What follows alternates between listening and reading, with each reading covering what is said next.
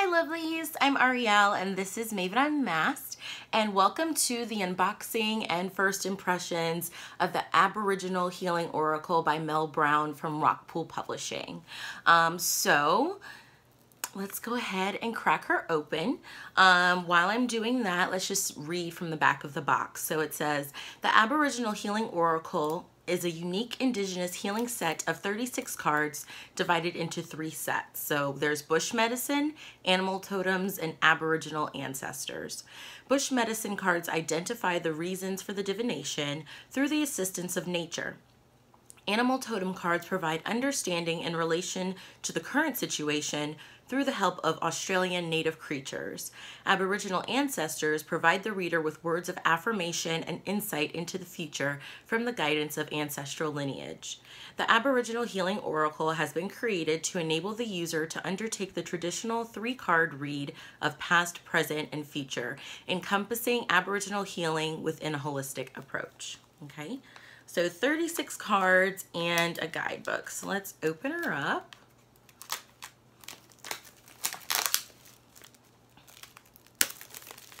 Okay.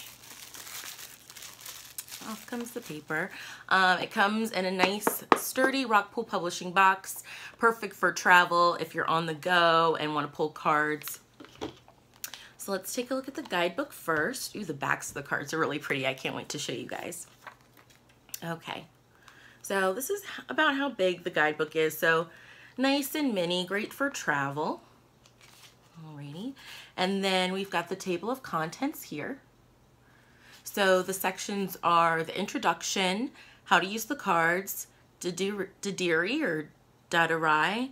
Then it goes into the different sections. So remember on the back of the box I read about those 3 different sections. So Aboriginal bush medicine, which represents the past, Aboriginal animal totems, which represent the present, and Aboriginal ancestral wisdom, which represent the future. Okay, 36 cards in all. So there's the section on how to use the cards, and I hope I'm pronouncing this right, Dadirai.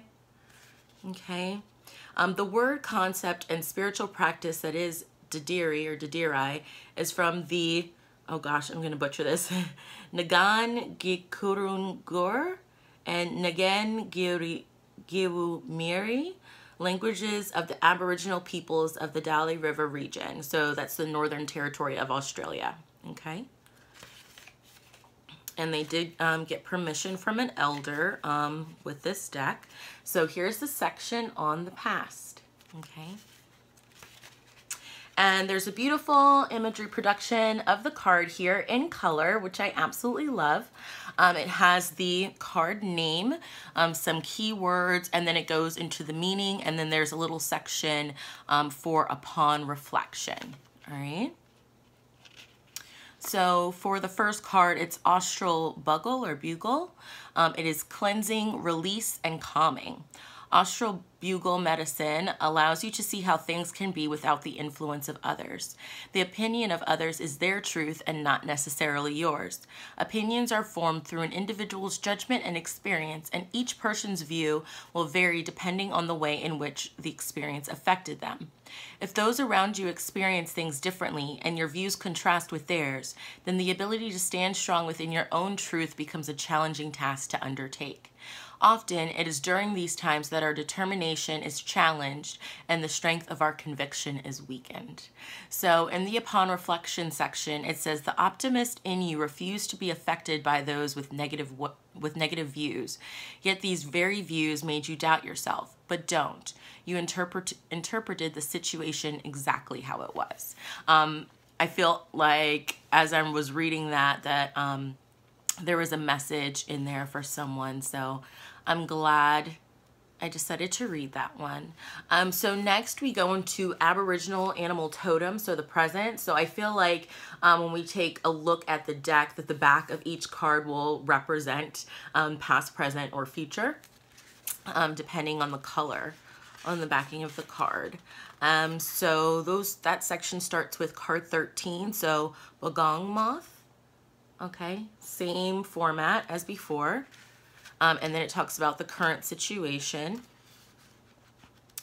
So this is the animal section, animal totem section. And then we have the Aboriginal ancestral wisdom section, so for future. Okay. And same format, not as long of a description as with the past cards and the present cards, but I'm sure there's still a lot of relevant information in there for you. So it has the card name, keywords, then a little quotation, and then a section for trusting in the future, and an Aboriginal dreaming totem. Okay, so that's interesting. Okay, so Olinda, card number 25, acceptance, fearless, unique. The quotation is, indifference is the ability to allow others to have their own experiences without fear of judgment. So it kind of sounds like that first card I read to you before, a few minutes earlier. Trusting in the future. The ancestors know it is a skillful art to accept people's differences without being judgmental. To allow other people to walk their own journey without fear of judgment is a divine gift, as it allows them to walk and live in their own truth and be who they truly are. And for the Aboriginal Dreaming Totem section, it says, each of us was born into our lives to have our own individual and particular experiences, no two lives ever being the same. We need to trust that our past, present, and future are not random, and they should be honored as part of the unique journey that we embark on during our time on this earth. Okay, so that's this one. Very cool. So it goes on like that for that section. Then there is a section for about the author and illustrator, who is Mel Brown. She has done other decks from Rockpool Publishing. I believe I did an unboxing and first impressions on those as well. So that's the guidebook. So now let's take a look at the cards. Okay, so see what I mean about the back? So I want to say that this would represent the future position. I believe it was green that was present and brown that was current. Yeah, for present. Okay. So let's take a look at the cards. This is about how thick the deck is. Okay. Cardstock. It's got some good resistance there with some flexibility, which I like. They are not a matte finish, so it's got a nice glossy finish on it. So let's take a look at the card. So the first card, which I read the meaning from in the guidebook, Austral Bugle, cleansing. And I apologize if I'm saying that incorrectly. Okay, Blackwood, flexibility. Okay. Bracken fern, irritation. Okay. Let's see what else. Chickweed, growth. Okay. Well, this is pretty. Kangaroo plum, honesty.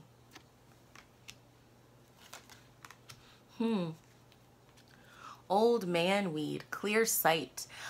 This particular card makes me think of the wisdom that we glean, that we gain as we get older. You know, they say hindsight is 20/20. So this also brings me to like clairvoyance and having, you know, clear sight. Clairvoyance literally means clear seeing. So just an interesting take on that one from me. Okay. Tea tree, energy. Okay, if any of you work with essential oils, tea tree oil, fennel oil, calmness. Okay, so those are some cards from the past position. Now we go into present. So we're in the animal totem section. For those of you who know how much I love spirit animals, animal totems, and not just spirit animals, but you know, our fur creatures that are all around us. And for those of you who do as well. Oh, that's so cute. There's even a little paw print here. I wonder what was for this. Oh, so there was a leaf for the first set. Okay, now we're in the paw print section. Okay, so Bagong moth, safety. Dingo, trust. I love dingoes. Echidna, protection. Emu, Curiosity. Okay. Let's see. Kangaroo. Intuition.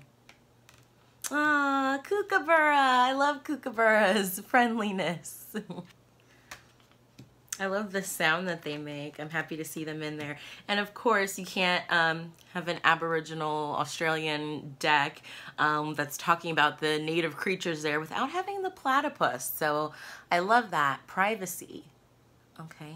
Platypuses are actually poisonous. They have a poisonous barb, which I believe there's no cure for how painful that sting is.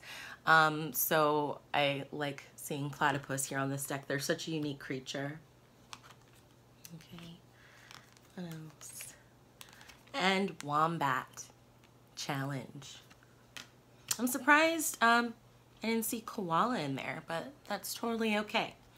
And now we get into the future section. So here's our little symbol for future cards. Alrighty. And so first we have the Olinda acceptance, which I read to you from the guidebook, which I think pairs really, really nicely with our first card here from the past section, this cleansing card. Cleansing and acceptance. I feel like those two just pair so beautifully together. Okay.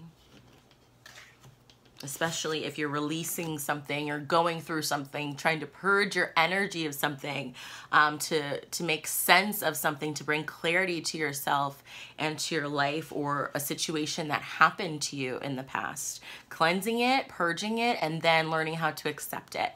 Whether that's judgment from somebody else, whether that's judgment of yourself or judgment of a situation. Okay.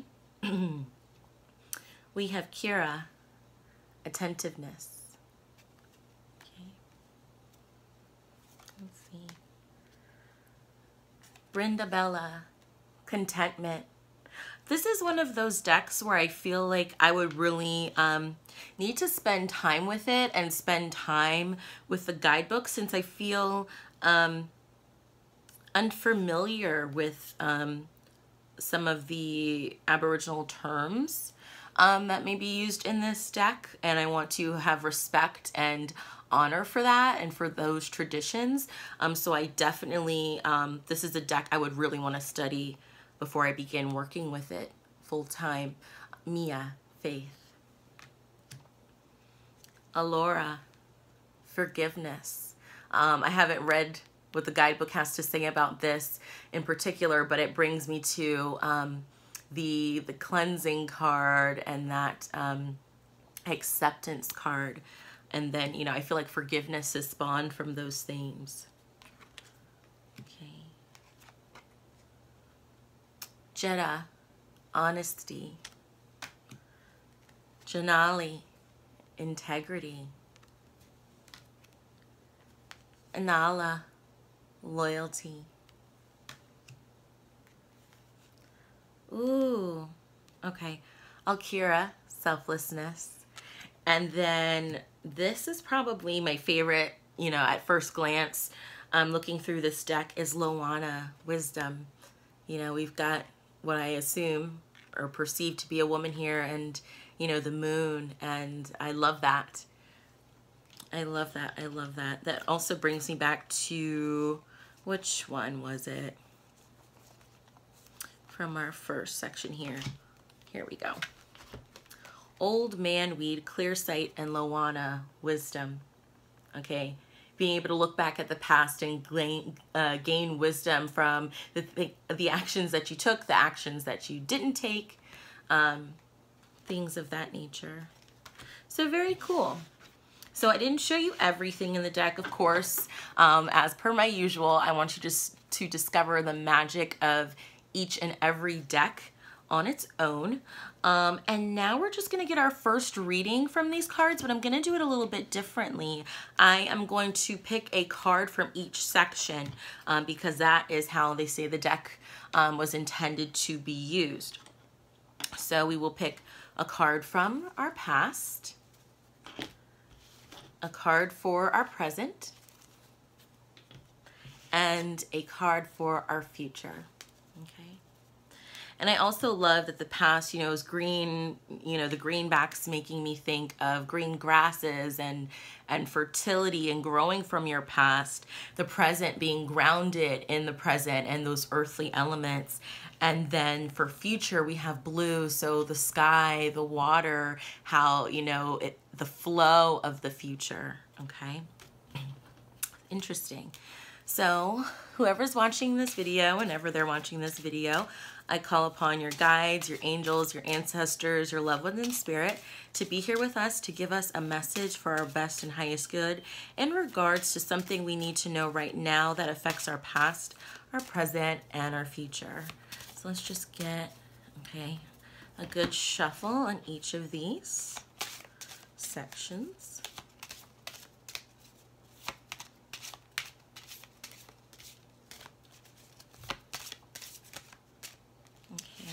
You're the one.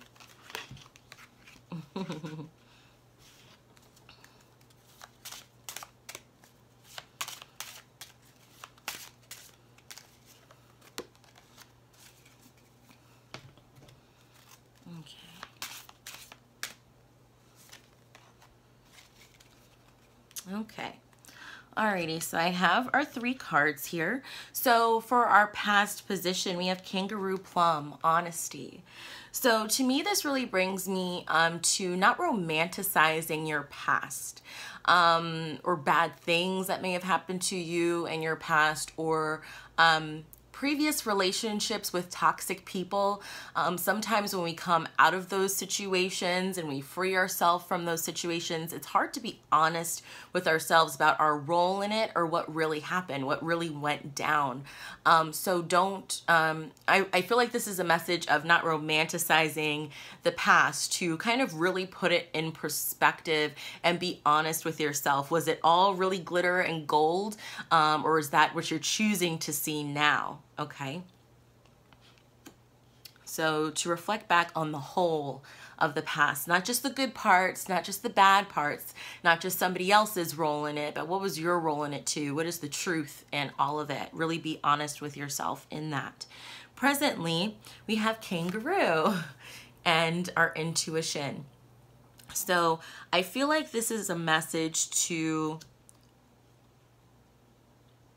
really tap into your intuition and be honest with yourself about what your intuition is telling you.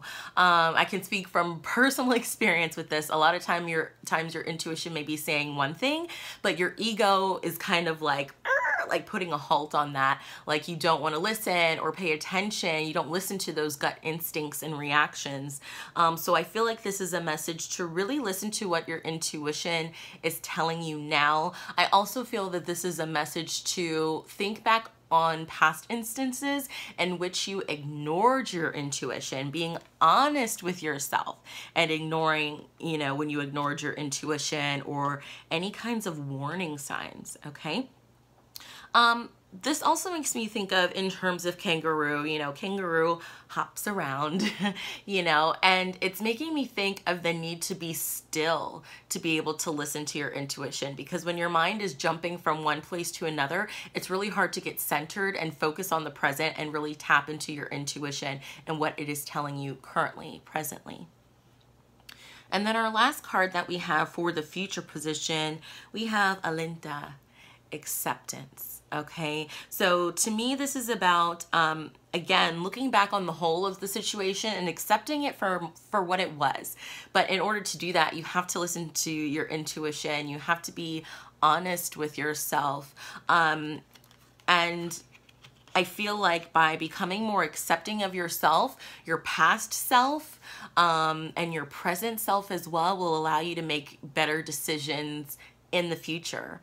I feel like we are working towards being able to accept ourselves on a deeper level, accepting who we are, the core of who we are, not just the masks and the faces that we put on for the world, but accepting us for who we are inside. So I am Ariel, and this has been Maven Unmasked with the unboxing and first impressions of the Aboriginal Healing Oracle by Mel Brown and Rockpool Publishing. You can get a copy through Amazon, I'm sure, but you can also get it directly from Australia at Rockpool Publishing's website. If you enjoyed this unboxing, please be sure to leave a comment below. And, you know, I hope you really enjoyed this and that you grab a copy for yourself. Have a good one, lovelies. Bye.